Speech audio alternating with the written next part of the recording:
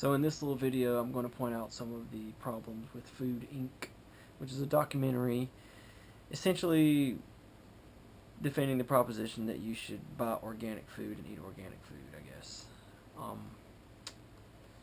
It kind of goes into more than that. And I know this is going to be offensive to a lot of people as I drink water from a Coke can late at night. But I feel like it needs to be said because more important, I don't feel a strong need to bash this particular documentary as much as it is an exercise in logic, because the entire thing that they point out is a logical fallacy. And this fallacy is called special pleading. And the way special pleading works is you point out some facts, you don't lie, but you only point out the facts that support your conclusion, and you leave out other facts. So the way Food Inc. works is kind of like this. They say,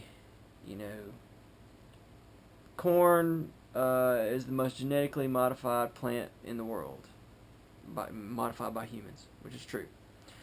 And Monsanto is a big corporation that owns the patents on these genetic modifications, and corn's in everything, and that's true. And Monsanto's kind of corrupt, which is definitely, farmers have had some trouble with the way Monsanto's done them, and the government had to step in because essentially patents are a special case where the government provides you with the right to have a monopoly on a product to encourage progression in technology, but sometimes that can be abused. But anyway, they say, hey, look at beef, you can have grass-fed beef or you can have corn-fed beef. And then they show you an image of a cow. It's like super huge and bloated with little broken legs, and they're lifting on a forklift. And they're talking about corn-fed beef, and they say, look at this farm. This is a farm today. They call it a factory farm. And they show you a shot of a real farm with a really big farm with a ton of cows. It looks so horrible. And they're not lying. That is a farm, and that cow, probably, it is messed up. And they say corn's unhealthy for cows, and right when they show you the bloated, huge, giant cow with broken legs, so huge it's got broken legs, and they say corn's unhealthy for cows. Well, that's true. Corn is unhealthy for cows. In other words, a cow can't eat just corn. That's true. And they say corn's in everything. High fructose corn syrup is our sweetener for our Cokes. Corn's in the plastics. Corn's in, the cows are fed the beef that we eat, and the milk that we drink is corn-fed cows, and it's genetically modified corn, and it's the Coke bottle and the plastic wrapper for everything is corn, corn, corn. The French fries are fried in corn oil. All of our fast food, and you can see a proliferation of, as high fructose corn syrup throughout the 80s becomes more prolific, and right when it becomes less, the curve of obesity follows it. And obesity is an epidemic. We're looking at people in their 20s, pre-diabetic, if you're more than 30 pounds overweight. It's not good. An estimated 55,000 lives could be saved annually if one half of the sedentary people became active on a regular basis. That's insane, okay? And not only that, but fast food, you can plot the curve, and obesity follows fast food. What they don't tell you is also air conditioning. Because in the 70s, people typically didn't have air conditioning. Anyway. And then they show these other farmer, and, I feed my cows grass. And, when they eat this pasture, I let them go to the other pasture and let this one go back. And, we're just trying to do a good job here and provide people with a quality product. And, he's the hero. So go to this store and buy products from these farmers who don't use the Monsanto corn. Monsanto's an evil corporation. They're sticking it to people, and they won't even let people reuse their seed. It's because they have a patent on their seed. But they shouldn't. And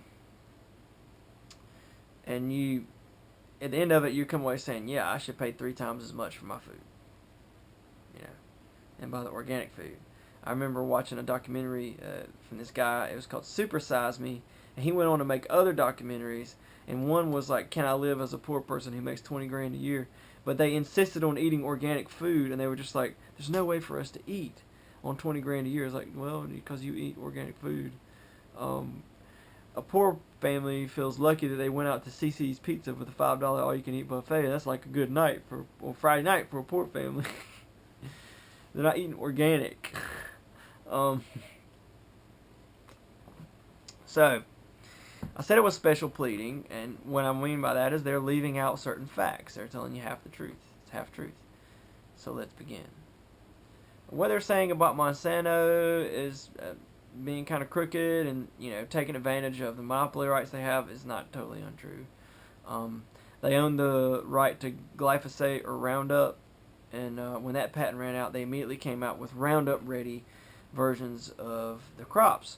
So you can spray Roundup on the crop and it won't die. And so then it'll just kill all the weeds. So this immediately for farmers becomes a no-brainer. They got to do this. And Monsanto kind of super jacked up the price, and it especially became a problem for corn farmers. They jacked up the price of their seed because they had the patent on the seed, because they genetically modified the seed. But when they say corn is the most genetically modified plant on the planet, that's true. But what they're not telling you is that most of the modification was done by the ancient Maya around like 100 AD. In other words, the original corn plant only had one kernel of corn on it. And you take that and you say, okay, we're going to pollinate this one with this one because this one had two. And eventually you get one that has two.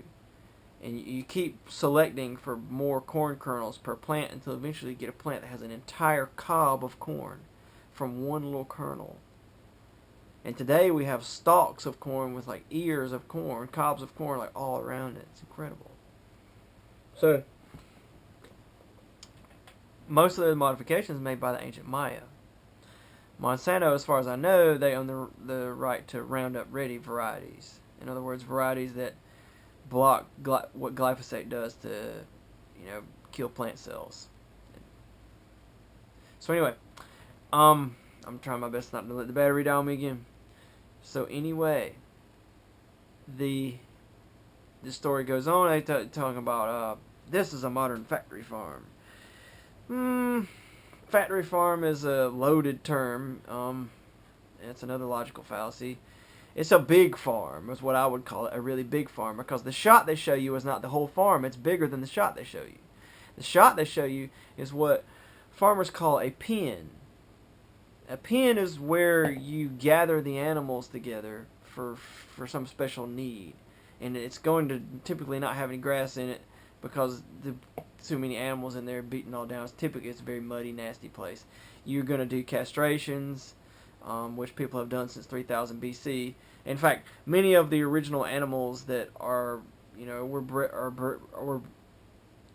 they're gone. They're extinct now that we domesticated our livestock from because we've been doing it for so long. You might have to check them for diseases, give them medicine, and you might have to feed them in some cases. But yeah, that's a pen. That's not the whole farm. They're not showing you the whole farm. They're showing you the pen where you round them up. Maybe it's cold. Maybe there's bad weather's coming. Maybe you got a few of them pregnant. You got to figure out which one's pregnant, which one's not. You don't want them delivering babies out in who knows where. You bring them back to the barn, to the pen, that kind of thing. And they say, corn is not healthy for cows. Like, well, that's true, but it's really unhealthy for cows. As in, it's not like you're going to feed a cow corn and then that cow is going to, be super huge and bring you a good price in the market, but it'll be unhealthy for the cow. It's not like veal. Veal is terrible. Like, veal, you literally don't let the cow walk ever in its life until you kill it. And the meat, like, I remember cutting veal when I was a butcher, like, it's pink instead of red. It's so weird, so creepy. It tastes weird. I never ate it. It's just like, ugh. And it doesn't grow as big, but it's super tender, and you get more for it. It's a veal. But like feeding a cow corn doesn't do that. You're not gonna make any money off the cow if you just fed it only corn. It doesn't have the essential things that like a cow needs in corn, and it's expensive to feed a cow corn. You're typically not going to feed a cow exclusively corn. You're going to take it out to pasture. Like, that's what you do. That is by far the cheapest way to feed the cow. And you don't have to balance its diet. So it's not labor intensive to have to, because in other words, when, like a pig, for example, is smart. You can put out all the things the pig needs to eat, and the pig will like eat some of this, eat some of that. But cows will just eat the corn, and like they'll die. So like you have to like mix in the stuff they need in it, and it's labor intensive. You got to have guys doing that. You got to have equipment, blah blah blah. It's a lot cheaper just to feed them corn. But the problem is there's no corn in the wintertime. I mean, a lot cheaper to just let them go to pasture. The problem is there's no grass in the wintertime. There's not even weeds sometimes. I mean, those early spring weeds are important to dairy and beef farmers just so that they can have that. So what I'm saying is nobody's not taking their cows to pasture. So when they say grass-fed versus corn-fed, the question is, what are you doing in the winter? The question is, do you have enough hay? Do you have enough fields to grow hay in over the summer, not used for pasture land, and then store that hay and let the cows eat that hay all winter? And in some cases, you don't have enough for that, and you can't ship the hay because hay is bulky.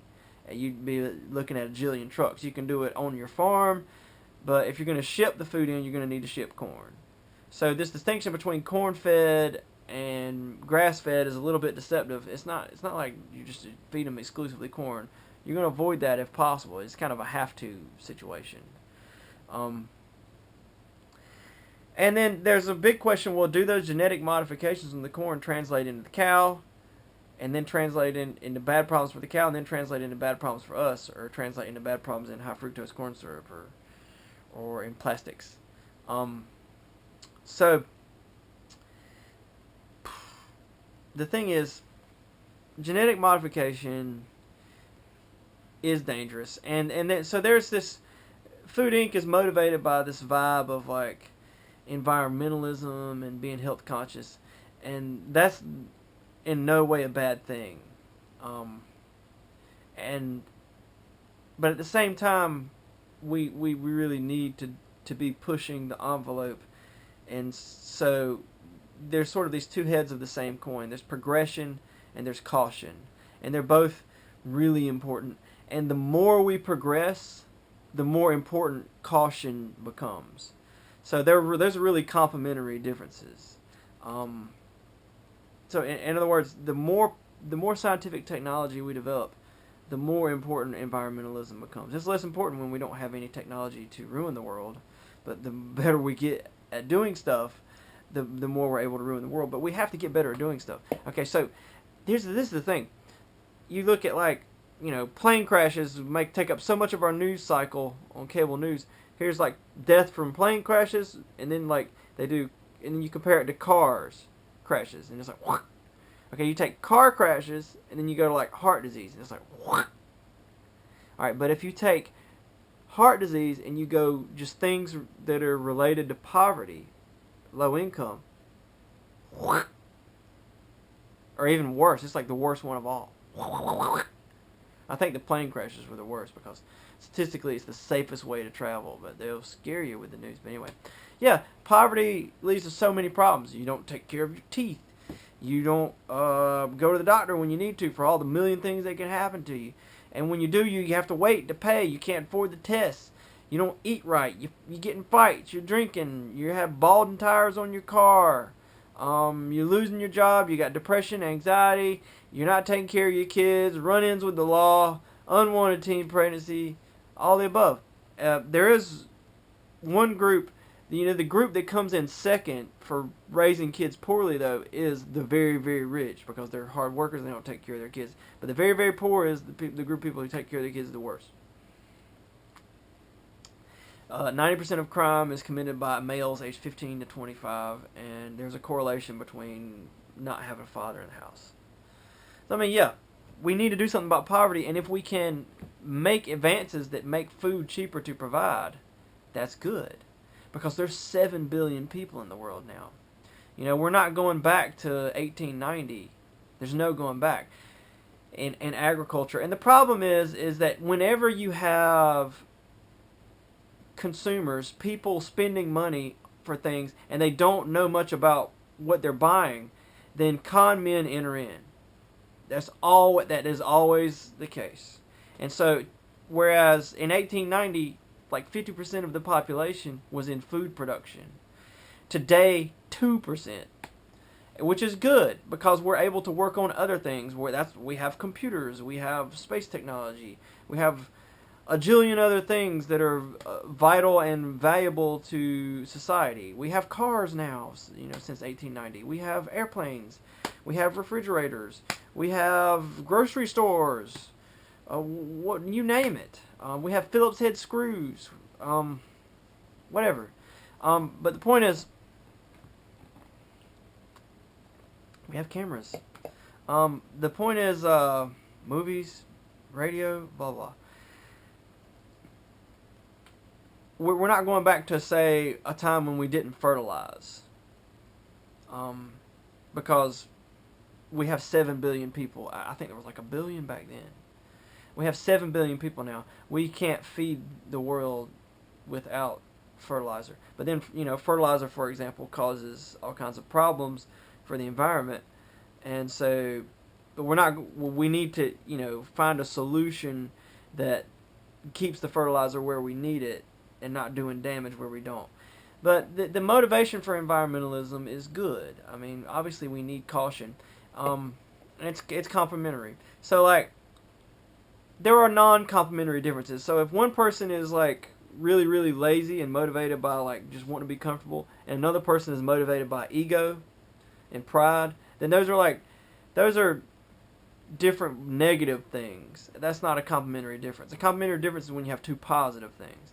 And so the thing is, as far as genetically modified food, that's the tip of the iceberg.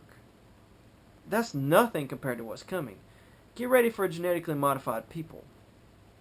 Oh, it's doable now, and it's been done. There's a woman in England, and she kept miscarrying, and they tested her for everything. They said, well, you could have this one genetic modification problem. So they created a virus, because we can do that. It's called retrovirus. You inject her with it, and it will go through her body and modify her DNA. It did it, and now she has a beautiful little blonde-haired baby boy. And she must have had 6 miscarriages before that. Sure enough, that was it. It's totally doable. It's totally dangerous. I think all of us are going to become caution-minded, But at the same time, progression's important. If we can heat up water to like 27 million degrees Fahrenheit, then we can create fusion. And we're investing millions in a tank that's made of magnetic fields in France. Every country in the world is investing in this because the potential is one drop of water could like power the United States electrical grid for a year. For a year. Think about the reality of that. Well, not just for the environment. Like, there's huge benefits there because global warming is not only is it a thing, it is an almost unstoppable thing. All we're trying to do now is keep it from being horrible. But here's the thing. One drop of water, like, imagine like, oh, I'm going to go to the store and buy something today. Well, how much does it cost? Well, everything's a penny because there's no shipping cost and the energy cost to make it. And for the farmers to, whatever they had to do to raise their crops and all that, and machines made it, and it cost nothing, and like to power anything. And we got self-driving cars on the way. Well, imagine self-driving big rigs that run on a drop of water, okay? Or I'm gonna go to the store. How much does gas cost? Well, I've been driving on the same drop of water for like a few years now. Like, yeah, stuff like that would decrease poverty. And then free people up to, not be so poor. Like, it would be unstoppable. We lose sight of how wealthy we are today. I'm sitting here with my own TV channel.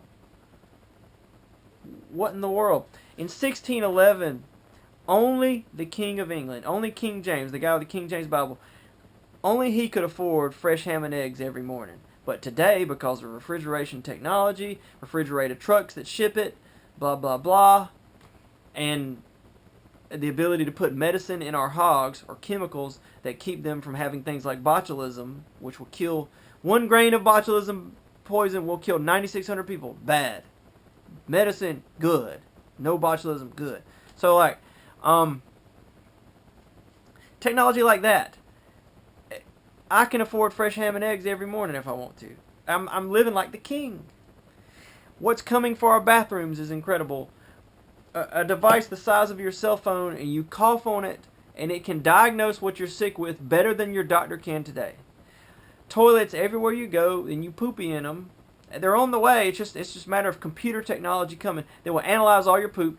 It will spot breast cancer 10 years before you feel a lump.